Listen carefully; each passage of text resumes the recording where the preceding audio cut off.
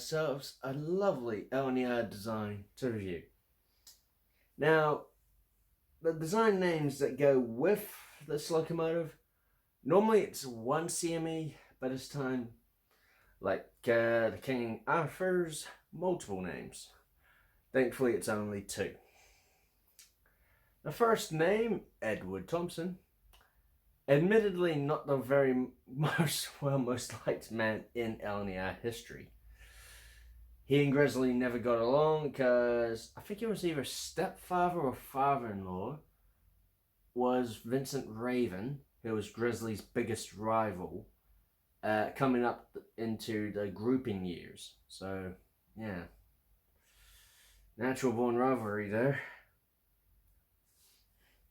And he used his seniority to persuade the board to let him become CME instead of them asking Oliver Bullard to return to the LNER.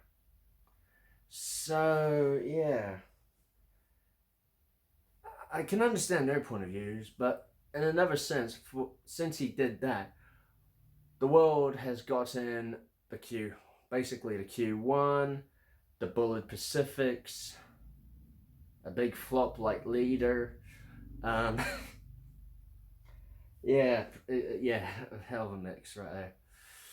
But through Thompson's, let's say, stuff ups, to be fair, because freaking Copper, I think, won't allow me to swear, which sucks. Arthur Peppercorn came along and fixed a lot of his stuff ups, mainly converting Thompson's ungainly Pacifics into more conventional A2s and 3s, I think. Even though, let's see, a good couple of Thompson's Pacifics were rebuilds of the entire P2 to 8.2 class, as well as a few V2s, which is a bit funny. Peppercorn, on the other hand, good man. He's a good man. And pretty much, thanks to him, we got locomotives like Blue Peter and, well, the designs for Tornado. And here's the loco in question we're on about today. A K1. If anyone thought I was going to review Tornado, you're nuts. I already got an A1. I prefer my Bachmann. But, only on certain locos. But, yeah, this looks like a very good mixed traffic design. And apart from the B1, the K1s and the B1s, they're the only LNER designs I like that are post-war. And the others, chuck them in the bin. So, after this admittedly quite awkward intro, let's unbox this and see how it does.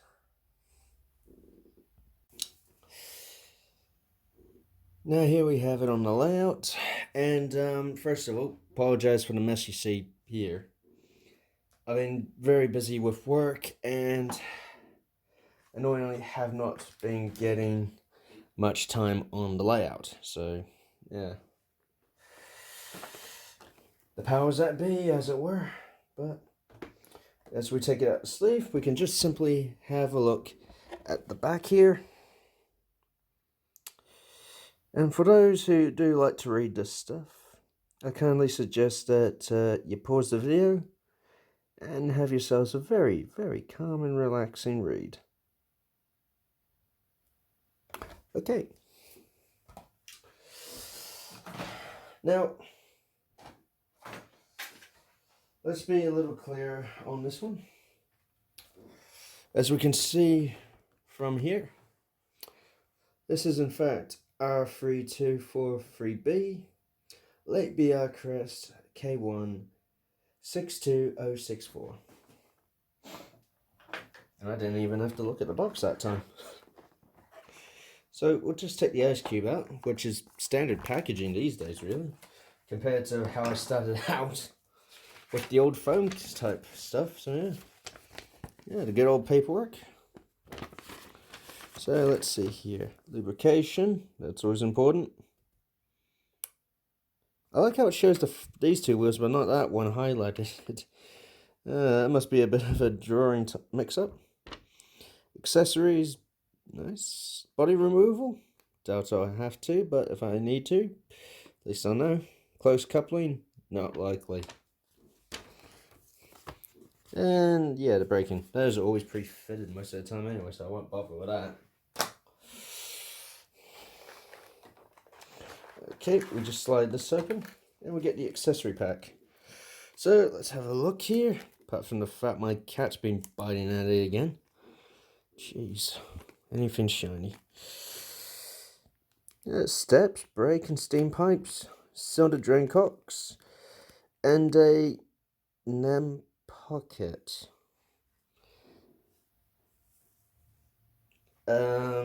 Okay. You'll see why I'm a bit wondering what the heck in a moment, because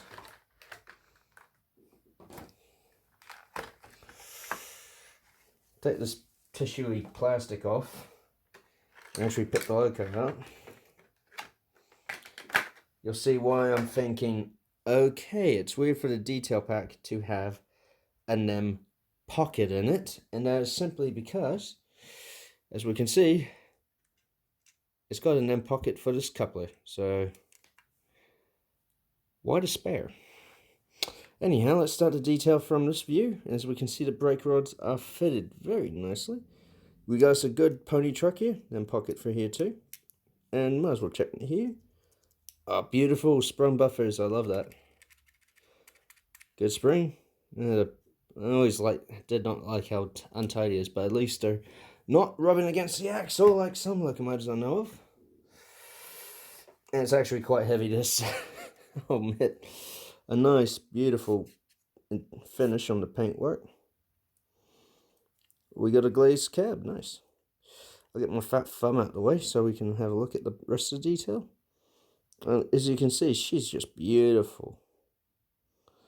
And I have to admit though, round top fireboxes are uncommon, but I do like it.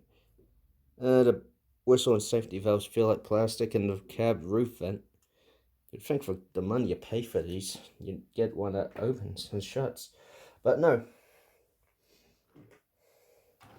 Now, one side of the loco is never the same as the other, so there we go. The only difference is the brake rod, it seems. Not brake rod, reversing rod. That's it. Apart from that, she's a good, clean-looking loco. I love that. She's beautiful. And I'm not joking, she is bleeding heavy. See if we can get a look inside the cab. Oh, just about. That's very nice. That is very nice. Now, I have heard these have removable cowl. So, if I could remember what I did with a pair of fine tweezers I used when modeling, there should be a pair lying around. Here we go. Because I do like to see how easy it is to remove the cowl.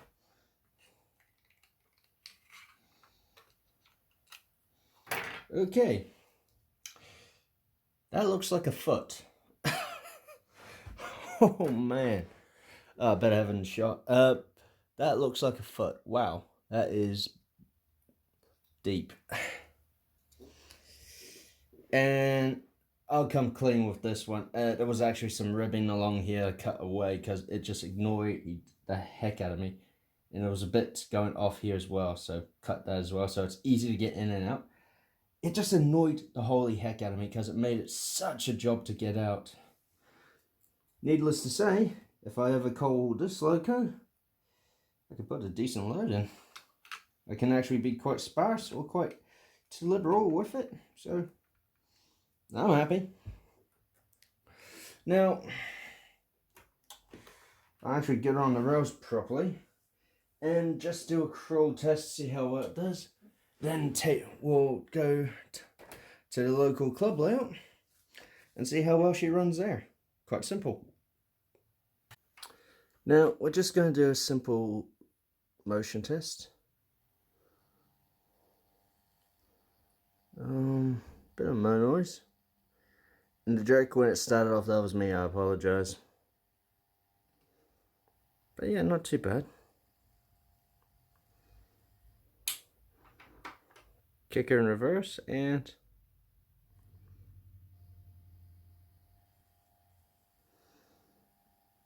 alright, a little bit quicker in reverse, but apart from that, she's good. She's good.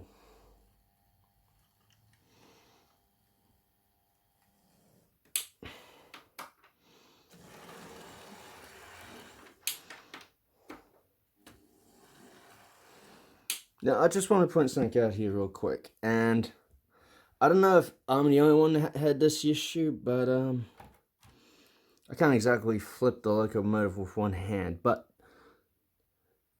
I'll point this out with a bit of copper wire I have lying about. The valve routing here on the fireman's side, this is the driver's side here, on the fireman's side, it was just hanging loose, like basically that. That was a rubbish way to show it, but it was just hanging utterly loose like a dislocated limb, and I had to wait about 3 days before I could figure out how to fix it. So yeah, which was a right bugger, but as it is, the powers that be, so can't argue, cannot fight that. Okay, now let's just simply get this locomotive back on track. We'll get this review in general back on track, and it's quite simply head off to the model club and see how she runs with a with a train. I'll figure out a train when I get there though. So right, now we're here at the club layout, ready to run this beautiful K1, which, though it has some funny names to its heritage, mainly Edward Thompson, who's not really most liked in LNER circles. Peppercorn, on the other hand, he's good. And we're going to see how this loco does on a simple rake of Suburbans. So, about 5 coaches, easy enough for a mogul. Let's crack on.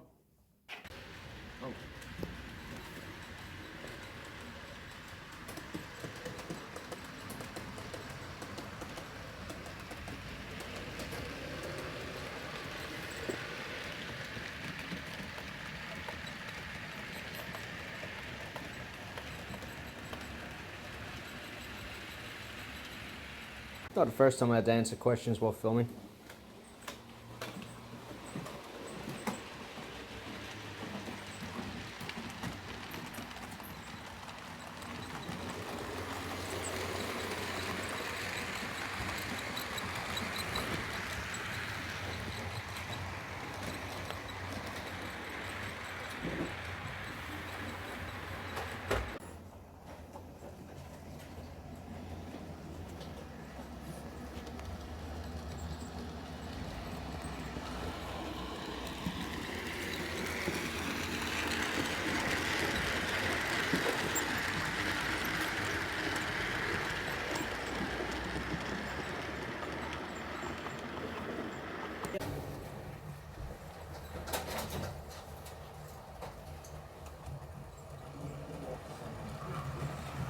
I've used it before, it hurts.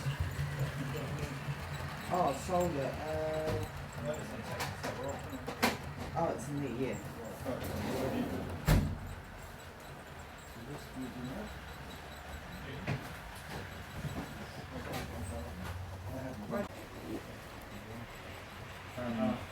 That's good. Yes. So no suggestion.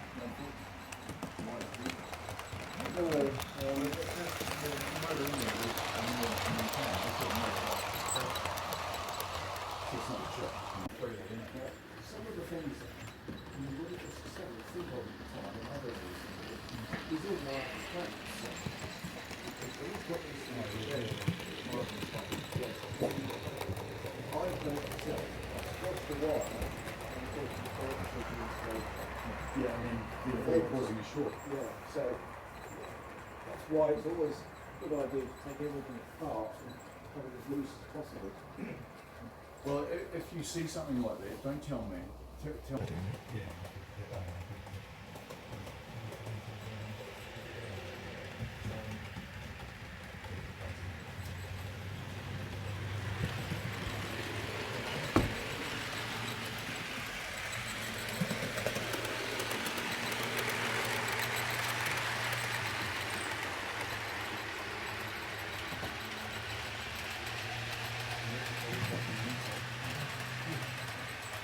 See that stuff? All that contact is just white.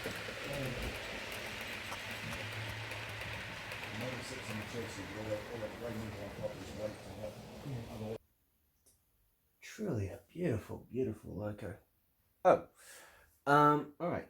Thank you ever so much for tuning into this episode. Well, review, actually. I call it episodes because it feels like a whole series has gone by. But all kidding aside though, thank you very much for watching this. And if you want to be informed on any upcoming videos, such as reviews, running sessions, workshop videos, and such, please feel free to subscribe below. And I screwed up saying that. Don't give me that look. Cat, by the way. Basically, if you want to watch more videos of reviews, running sessions, me screwing up,